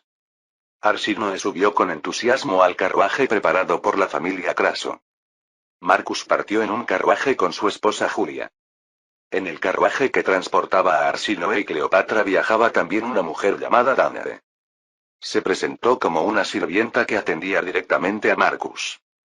Dijo que atendería a Arsinoe y Cleopatra durante su estancia en Roma. Cuando le preguntaron si era esclava de Marcus, respondió que actualmente era una liberta. ¿Podría ser una especie de concubina? Viendo la belleza de Danae, no podía pensar otra cosa. Naturalmente, los hombres poderosos siempre están rodeados de mujeres hermosas. Arsinoe, como miembro de la realeza, no lo consideraba extraño ni un defecto. Sin embargo, tanto Julia como Danae eran bellezas que rara vez se veían incluso en Egipto. No quedaban en absoluto a la sombra de Berenice. Además, tanto Julia como incluso Danae, a diferencia de Berenice, no parecían tener mentes simples. ¿Intentó seducir con su cuerpo a un hombre que ha vivido toda su vida con tales mujeres? ¡Qué ridículo debió parecerle! Arsinoe encontraba lamentable a Berenice, que viajaba en el carruaje detrás de ellos. Mirando de reojo, Cleopatra parecía compartir sentimientos similares. Por cierto, los carruajes romanos casi no se sacuden. ¿Será porque los caminos son mejores? No, por el estado de las calles, no parece haber gran diferencia con Alejandría. Miró por todo el interior del carruaje, pero naturalmente no pudo descubrir la razón de la menor sacudida. Arsinoe dio un codazo a Cleopatra y susurró. Los carruajes romanos parecen mucho más cómodos que los de Egipto, ¿o es mi imaginación? Estaba pensando lo mismo. Honestamente, la diferencia es impactante, ¿verdad? ¿Cómo es posible? ¿Quién fue el que dijo que la tecnología de Alejandría era la mejor del mundo? Cuando regresemos, debemos castigarlo por mentir. Habían pensado que Roma, como la superpotencia mundial actual, tendría algunos aspectos superiores a Alejandría. Sin embargo, no esperaban experimentar una diferencia tan marcada antes de que pasara mediodía desde su llegada. Hay un dicho que afirma que la primera impresión determina toda una vida. La primera impresión al encontrarse con algo es realmente importante. Arsinoe recibió un impacto considerable en el primer carruaje que montó al llegar a Roma. Le gustó tanto que quería llevárselo cuando regresara a Alejandría. Al mismo tiempo, tuvo la sensación de que Roma tendría tecnología superior a lo esperado. Danae, que escuchaba la conversación de las dos princesas desde el asiento opuesto, sonrió ampliamente y habló. Cuando el señor Marcus construyó este carruaje por primera vez, todos reaccionaron de manera similar. No es sorprendentemente estable, ¿verdad? ¿Estás diciendo que el señor Marcus construyó este carruaje en el que estamos? Sí. Toda la tecnología de absorción de impactos utilizada en este carruaje fue diseñada por el señor Marcus.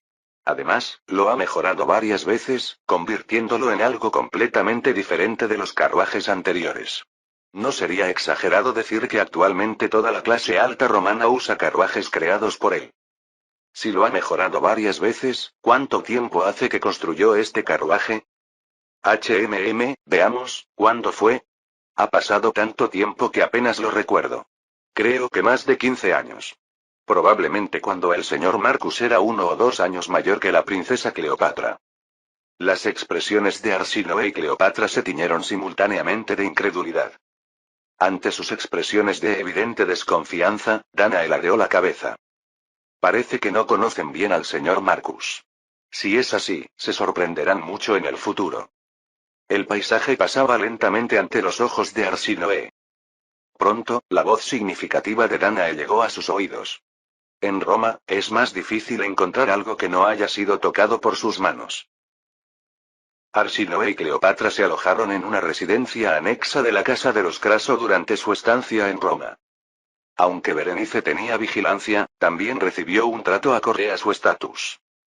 Todos los miembros de la familia se esforzaron sinceramente por cuidar de las princesas egipcias. Durante los primeros días, Arsinoe no pudo comprender bien la cultura romana, tan diferente de la egipcia. Un ejemplo representativo era la cuestión de las mujeres de Marcus. Naturalmente, pensaba que Julia era la esposa de Marcus y Danae su concubina.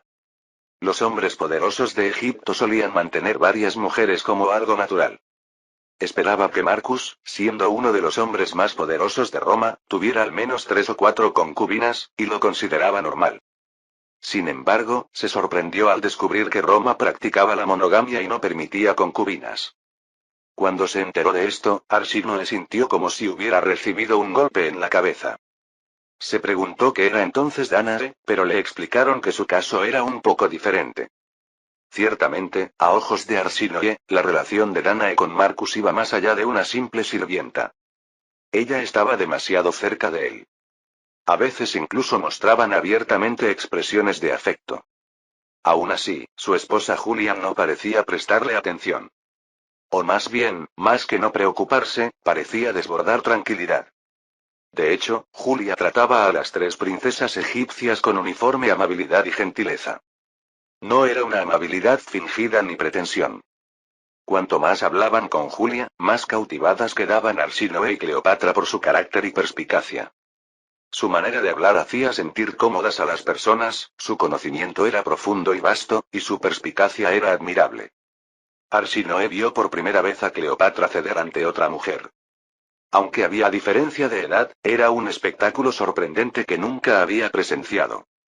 A veces, al conversar con ella, parecía estar hablando con el propio Marcus. Pudo entender fácilmente por qué Marcus la había elegido como esposa. Julia, ¿usted pertenece a una familia de facción opuesta a la del señor Marcus? ¿No ha habido problemas? En Roma no es del todo inusual que familias con diferentes visiones políticas se casen entre sí. Más que fusionar familias a través del matrimonio, es como establecer una zona de amortiguación, podría decirse. Ah, ahora lo entiendo. Con el tiempo, se acostumbró a los modos de pensar y costumbres tan diferentes a los de Egipto. Al mismo tiempo, pudo comprender detalladamente la estructura política actual de Roma. Antes de venir a Roma, los únicos romanos que Arsinoe conocía eran Marcus y Pompeyo. En cuanto a César, apenas estaba construyendo su reputación en el norte, por lo que su fama aún no había llegado a Egipto. Sin embargo, al llegar directamente a Roma, el ambiente era completamente diferente a lo que había oído en Egipto. La popularidad de César estaba en constante aumento debido a las continuas noticias de victorias procedentes de la Galia. Arsinoe y Cleopatra se enteraron por primera vez de la envergadura de la guerra que Roma estaba llevando a cabo. Al mismo tiempo, circulaban rumores de que también podían enviar una gran expedición al este. Ambas pudieron apreciar cuán inmensa era la fuerza de Roma como nación. Egipto podría ser conquistado por Roma en cualquier momento si lo decidieran. La diferencia entre conocer algo solo de palabra en Egipto y verlo y oírlo directamente era tan grande como el cielo y la tierra. Para Arsinoe, todo en Roma era nuevo y fascinante. El sistema político republicano, la conciencia y valores de los ciudadanos romanos, el paisaje urbano que parecía mezclar toda la cultura y tecnología del mundo. Todo eran cosas que experimentaba por primera vez en su vida. Era como aprender sobre el mundo una vez más. Entre todo ello, lo más sorprendente era la existencia de Marcus. Arsinoe y Cleopatra se dieron cuenta de que no habían estado viendo adecuadamente a la persona llamada Marco Licinio Craso. Al principio, pensaron que las palabras de Danae cuando llegaron a Roma eran una especie de exageración metafísica. Sin embargo, no había proferido ninguna exageración ni mentira. Las 2 princesas podían ver la sombra de Marcus proyectándose intensamente en cualquier parte de Roma. Acabo de darme cuenta, pero ¿no son las calles de Roma mucho más limpias que las de Alejandría? Un día, mientras recorría la ciudad en litera, Arsinoe expresó esta observación repentina. Las calles de Roma estaban tan limpias que no parecía que vivieran más de 1 millón de personas. Esto no cambiaba incluso en el distrito de Subura, donde vivían los plebeyos romanos. En Alejandría, excepto las zonas donde residían los ricos, no se realizaba una limpieza adecuada. Por supuesto, lo mismo ocurría en Roma antes de que Marcus asumiera el cargo de edil. Pero ahora Roma se había convertido en una ciudad completamente diferente. La duda trivial de Arsinoe se resolvió rápidamente. Incluso los ciudadanos que pasaban por las calles y los portadores de literas conocían la razón. Hay personas que limpian y mantienen las calles regularmente.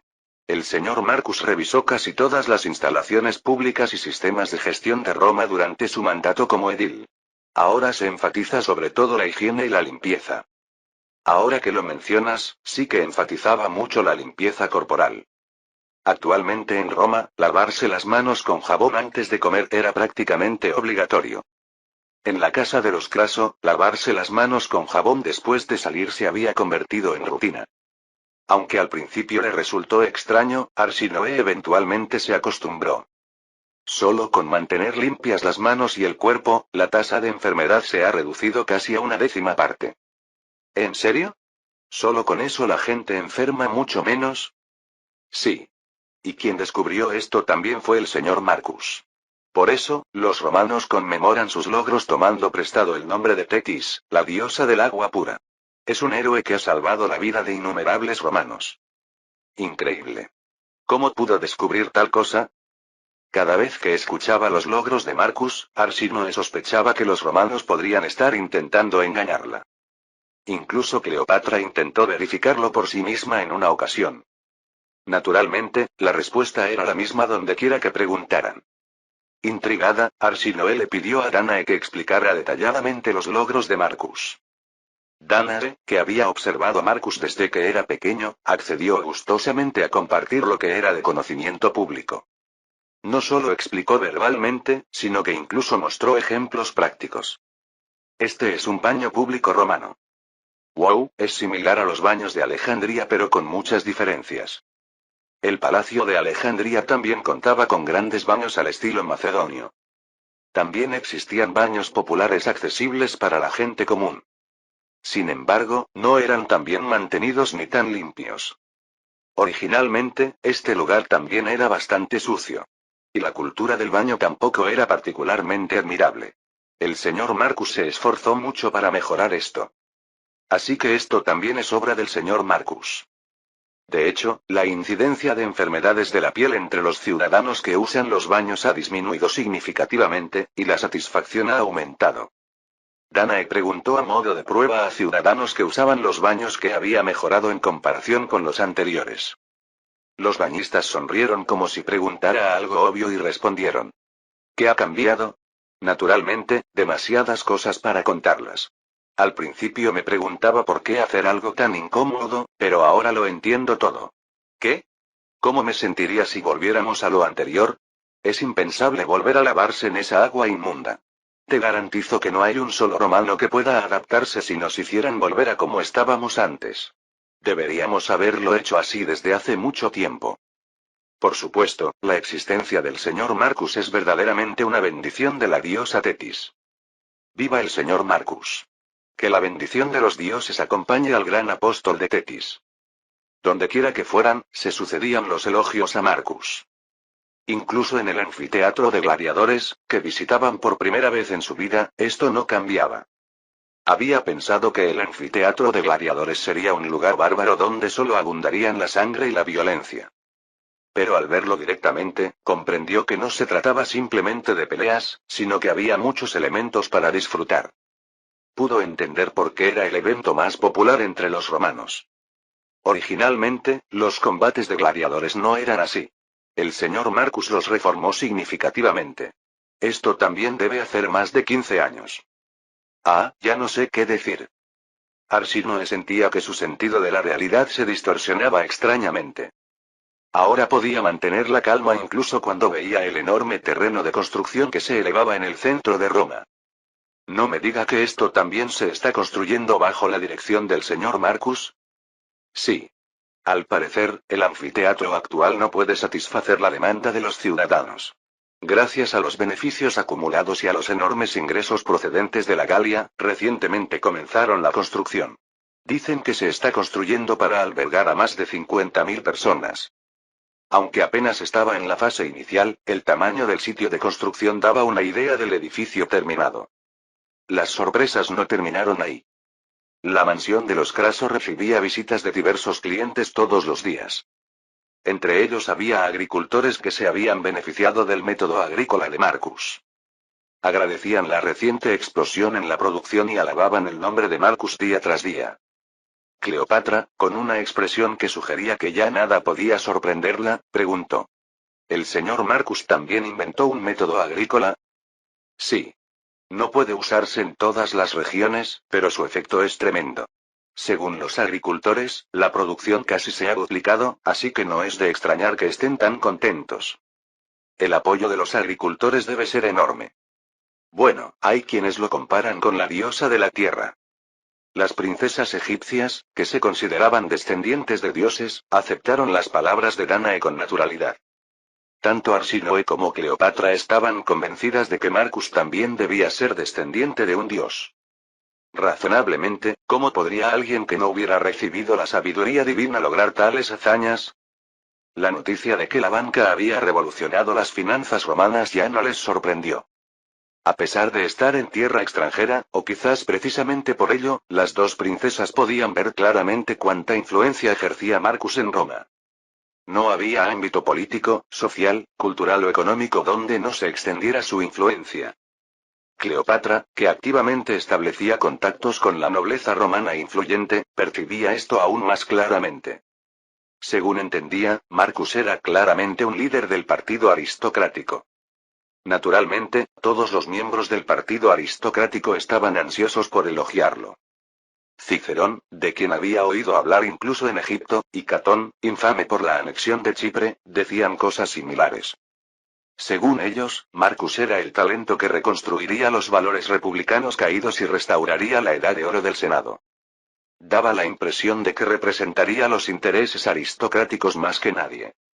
Sin embargo, curiosamente, tampoco surgían comentarios negativos sobre Marcus entre el Partido Popular, que supuestamente se oponía al aristocrático. Pompeyo, a quien consideraba como una especie de rey de Roma, mostró abiertamente su cercanía con Marcus, sorprendiendo a Cleopatra. Las figuras prominentes del Partido Popular no eran diferentes. Marcus, él es diferente a otros aristócratas. Mientras preserva los valores aristocráticos, se esfuerza por mejorar la vida del pueblo. Si todos los aristócratas fueran como él, el Partido Popular ni siquiera habría surgido. Los senadores mayores lo veneraban como una esperanza, y los jóvenes no ocultaban su admiración. A diferencia de Pompeyo, que había surgido ruidosamente como una figura poderosa, casi nadie sentía rechazo hacia Marcus. Esto se debía a que había expandido su influencia gradualmente sin que nadie lo notara. Como la ropa interior que se moja con la llovizna sin que uno se dé cuenta, los nobles romanos no se percataban de que ya habían caído bajo la influencia de Marcus.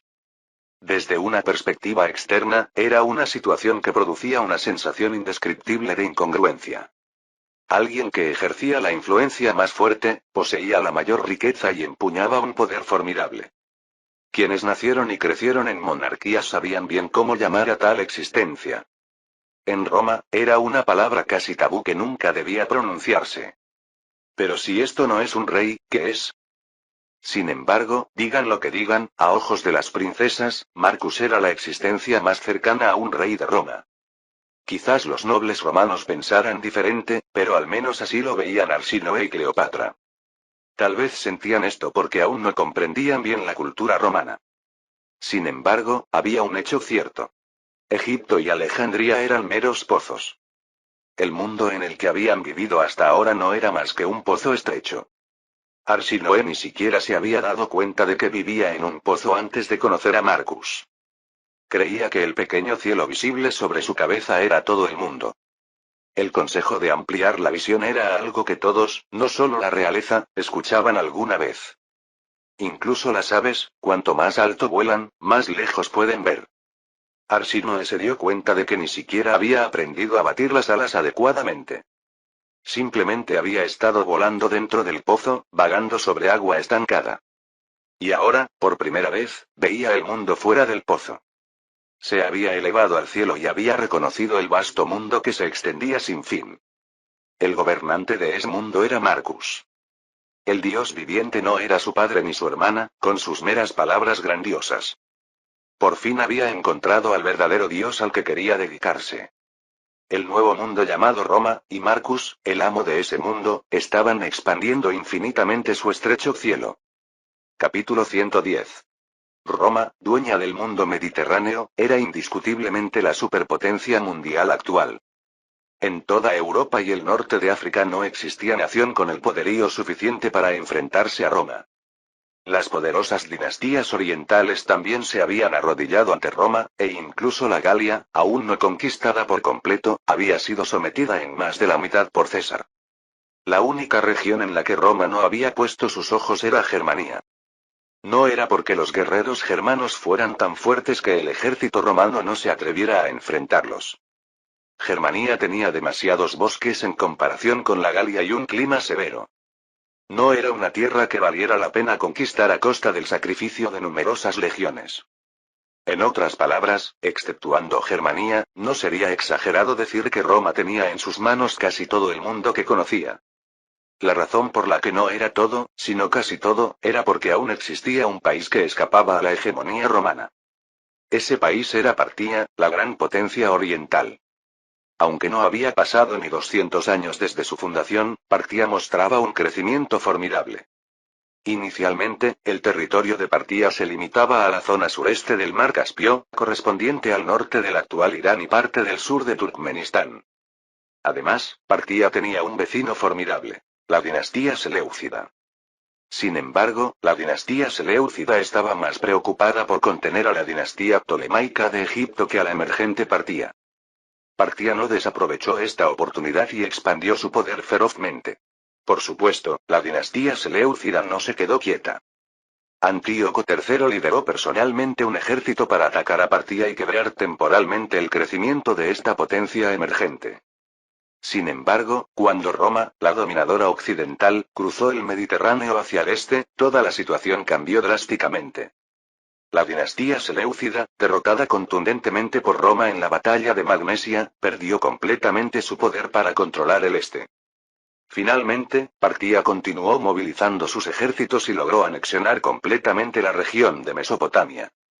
Posteriormente, la dinastía seleucida perdió casi todos sus territorios a manos de Partia, excepto Siria. Con Ctesifonte como capital, Partia se había convertido en una gran potencia que recreaba la gloria del antiguo Persia.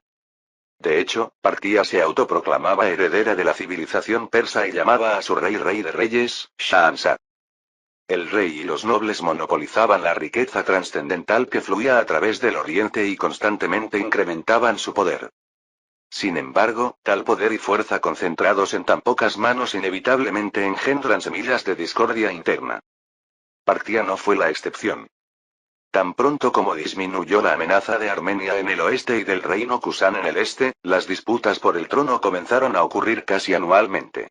El caos alcanzó su punto máximo después de que Phraates III, quien había gobernado el país durante más de 10 años, fuera asesinado por sus dos hijos.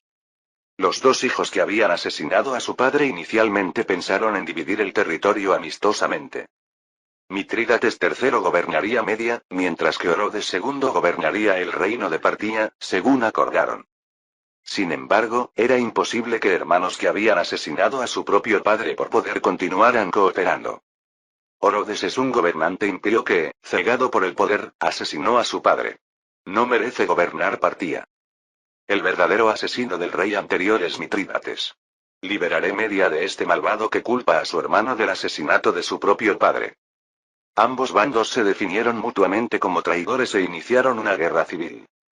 Sin embargo, sorprendentemente, la balanza de la victoria se inclinó rápidamente hacia Orodes, el rey de Partia. Había dos razones principales. La primera era el carácter cruel de Mitrídates III. El pueblo de Media no tenía intención de arriesgar sus vidas en una guerra por un gobernante tiránico como Mitrídates. La segunda era la diferencia en comandantes capaces. El ejército de Orodes estaba comandado por un joven noble llamado Suenas. Proveniente de una poderosa familia noble con el rango inmediatamente inferior al del rey, era un comandante brillante que combinaba una inteligencia excepcional con habilidades de mando. Mitrídates III no reconoció a este joven general genio. Después de todo, ¿no era apenas un novato de unos 30 años, por muy noble que fuera? Mitrídates lideró confiadamente su ejército y entabló combate con Surenas. Y naturalmente, el precio por menospreciar las capacidades de su oponente fue una derrota aplastante. ¡Qué hermoso espectáculo! El joven general de bigote bien recortado dejó escapar un comentario mientras contemplaba el desierto lleno de cadáveres enemigos. Su subordinado, de pie detrás de él, se inclinó y respondió. Es una gran victoria lograda por su mando, general. Los enemigos ya casi no tienen fuerzas para resistir. ¿Se han contabilizado nuestras bajas? Sí. 32 bajas en la caballería pesada, 186 en la caballería arquera, y 720 en la infantería. Menos de 1000. Un resultado satisfactorio. Surenas, que había llevado al ejército de Mitrídates al borde de la aniquilación, sonrió complacido y abandonó el campo de batalla. La organización militar de Partía se basaba principalmente en la caballería. Una minoría de caballería pesada, conocida como catafractos, y una mayoría de arqueros montados constituían la principal fuerza del ejército parto. La infantería, compuesta principalmente por pobres plebeyos, se consideraba muy inferior en importancia a la caballería. Gracias a este predominio de la caballería, el ejército parto rara vez era aniquilado en una sola derrota. A diferencia de la infantería, la caballería podía girar fácilmente y retirarse si la situación se tornaba desfavorable. Sin embargo, Surenas prácticamente acabó con las fuerzas de Mitrídates en esta única batalla. La táctica que empleó fue simple pero despiadada. Usó a una minoría de infantería como cebo para atraer a la caballería de Mitrídates, luego atacó con su propia caballería en un movimiento envolvente, aniquilándolos sin darles oportunidad de escapar. A pesar de esto, la razón por la que solo hubo unas 700 bajas de infantería fue simplemente porque no había mucha infantería en el ejército parto para empezar. Sin embargo, ninguno de sus subordinados protestó contra Surenas por sacrificar a las propias tropas. No había intercambio más exitoso que utilizar a la menospreciada infantería como sacrificio para aniquilar la fuerza de caballería enemiga. De vuelta en su tienda, Surenas se quitó la armadura y se recostó cómodamente en su lecho. Vino. Ante su breve orden, una hermosa mujer que esperaba trajo una copa de vino. Después de vaciar la copa de un trago, Surenas hizo un gesto y se acercaron mujeres con cestas de frutas. Surenas cerró los ojos suavemente, disfrutando de las atenciones de las mujeres que lo servían. Sus subordinados, acostumbrados a esta actitud relajada, continuaron informando imperturbables. El comerciante romano que nos proporcionó la información ha solicitado continuar el intercambio de azúcar y seda. ¿Qué respuesta le damos? Gracias a la información de esos hombres, pudimos aplastar más fácilmente al ejército de Mitrídates, así que merecen una recompensa adecuada. Diles que accederemos a lo que piden. Sí. Aunque es curioso. ¿Cómo pudieron los comerciantes conocer con tanto detalle la disposición de las tropas de Mitrídates? Surenas había podido establecer perfectamente su trampa, usando la infantería como cebo, gracias a que predijo con exactitud los movimientos del enemigo. La información proporcionada por los comerciantes romanos que habitualmente comerciaban con Partía fue de gran ayuda. Al principio, no confiaba en esa información por ser demasiado favorable. Juzgando que podía ser una trampa, Surenas preparó múltiples estrategias para no sufrir daños incluso si la información era falsa. Pero cuando llegó el momento, resultó que la información de los comerciantes romanos era completamente precisa. Gracias a esto, la guerra civil que pensaba que podría prolongarse bastante terminó repentinamente. Mitrídates ya no tenía dónde huir. Surenas solo tenía que sitiar Ecbatana, donde Mitrídates se había atrincherado, y esperar el momento de la victoria. Como era de esperar, el impaciente Mitrídates envió un emisario para expresar su rendición. Surenas se burló al oír las condiciones presentadas por el emisario. ¿Rendirse y reconocer la autoridad real del Shansa a cambio de salvar su vida? Aún no comprende la situación. Rodeado por las mujeres que lo atendían, dejó escapar una risita despectiva. Ve y dile a Mitrídates que ni él ni su hijo podrán escapar de la muerte bajo ninguna circunstancia. Sin embargo, si se quita la vida, garantizaré la seguridad de las mujeres. La intención de Surenas era clara. Cualquier varón que llevara la sangre del rey anterior podría convertirse en semilla de conflicto en cualquier momento. Los brotes que pudieran convertirse en la llave de una guerra civil debían ser arrancados de antemano. Considerando el carácter de Orodes, a quien servía, Mitrídates no escaparía del asesinato donde quiera que huyera. Tras expulsar al emisario, que había palidecido visiblemente, Surenas volvió a recostarse tranquilamente. Sin embargo, su confortable descanso no duró mucho. La sensación de victoria tras el gran triunfo se redujo a la mitad. La culpa la tuvo una carta que su subordinado trajo urgentemente. Esta es una carta enviada por el Shansha. Ordena que el general regrese inmediatamente a Ctesifonte. ¿Retirar del ejército cuando Mitrídates está a punto de quitarse la vida? No es eso. El ejército debe mantener el asedio de Ecbatana, pero solo usted debe regresar. Dice que organizará un banquete para celebrar la gran victoria que ha logrado. El mando del ejército pasará al señor Miran. Después de terminar prácticamente la guerra, ¿debo regresar y dejar el remate a otra persona? Entendido. Puedes retirarte. El subordinado que había traído la carta de Orodes se inclinó respetuosamente y se retiró. Las expresiones de los fieles seguidores de Surenas se endurecieron. El significado de la orden del rey era tan obvio que hasta un niño podría entenderlo. Estaba intentando disminuir el mérito de Surenas al confiar el final de la guerra a otro noble.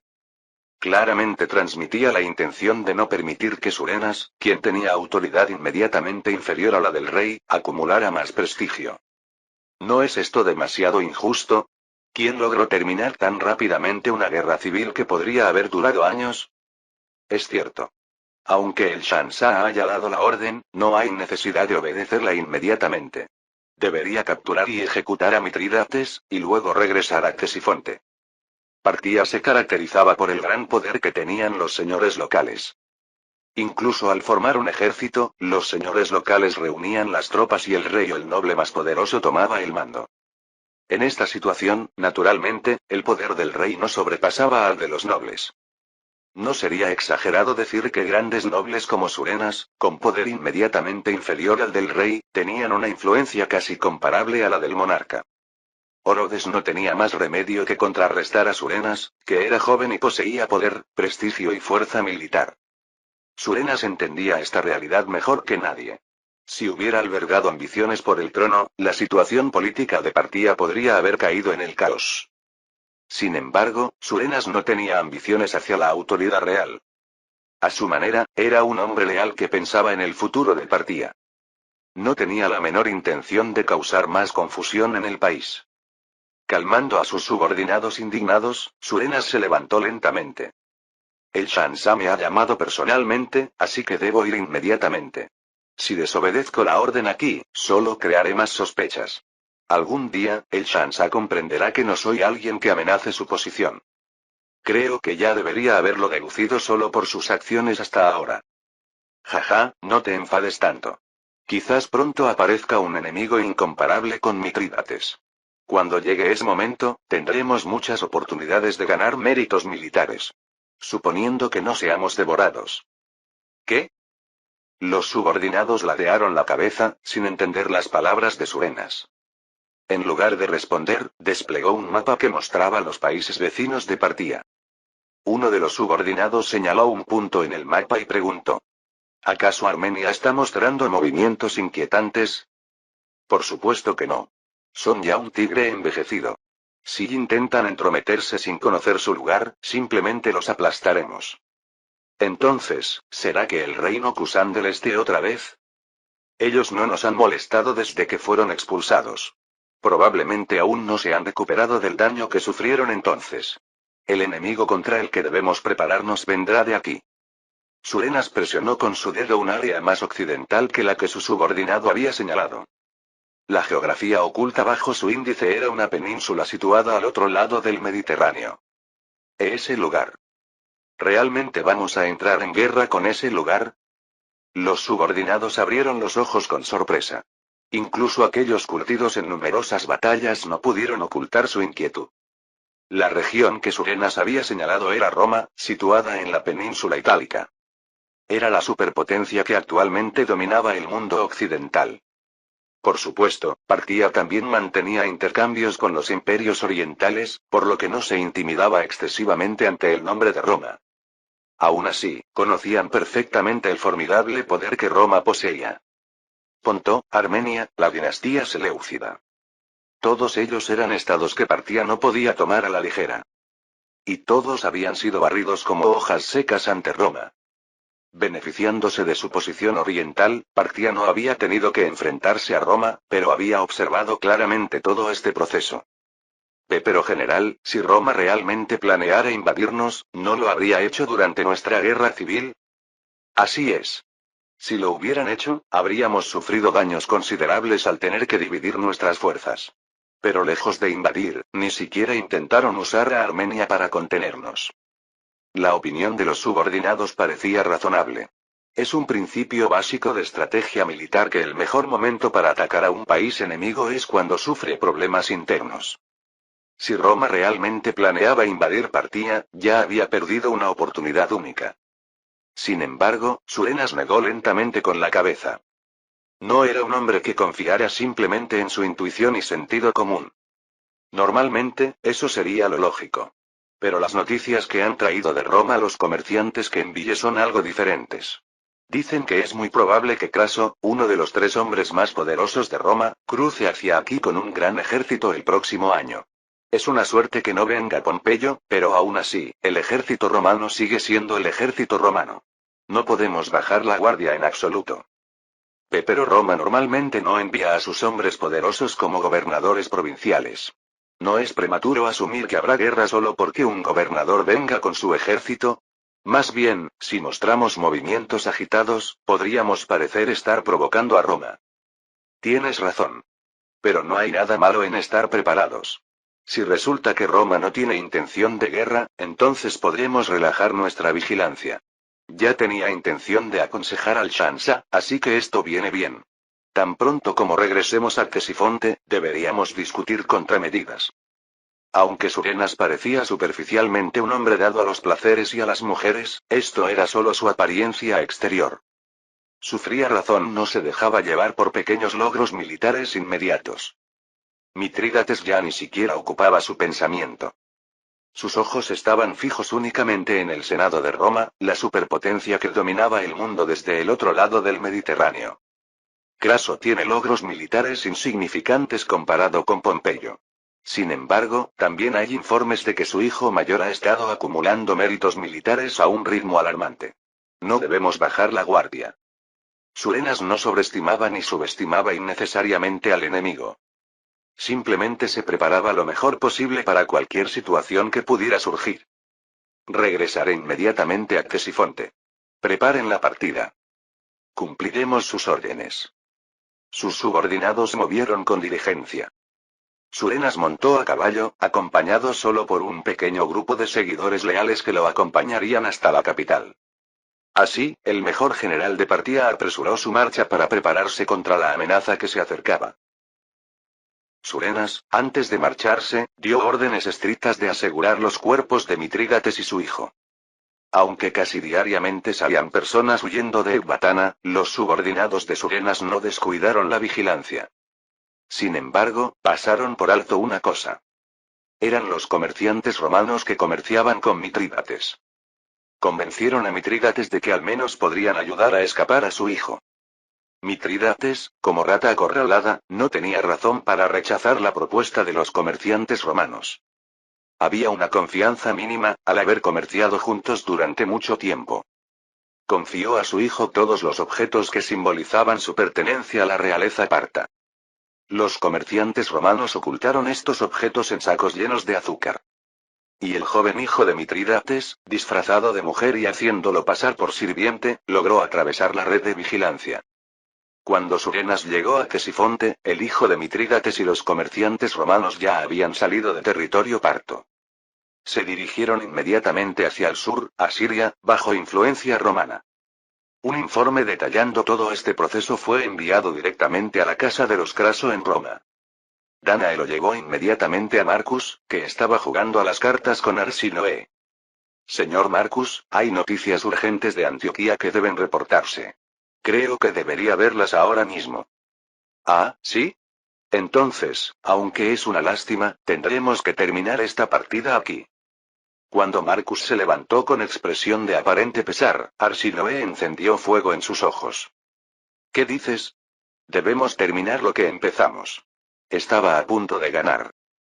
Lo siento mucho. Si es de Antioquía, debe ser un mensaje muy urgente. Justo cuando por fin estaba sacando las cartas que necesitaba. Marcus dejó a Arsinoe pisoteando con frustración y desenrolló el pergamino. Mientras leía el contenido, su mirada se volvió cada vez más seria. Incluso con un aire frío, Arsinoe cerró la boca y ordenó silenciosamente las cartas. Ella también sintió que no era momento de juegos. Marcus se frotó ligeramente los ojos y dejó escapar un breve suspiro.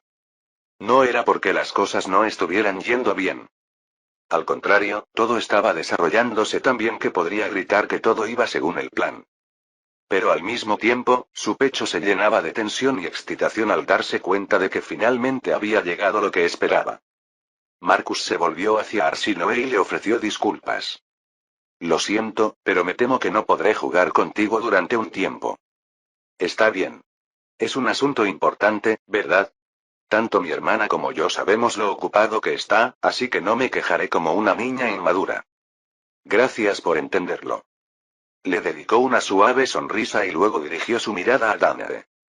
Ve inmediatamente con mi padre y dile que convoque una reunión del Senado usando su autoridad como cónsul.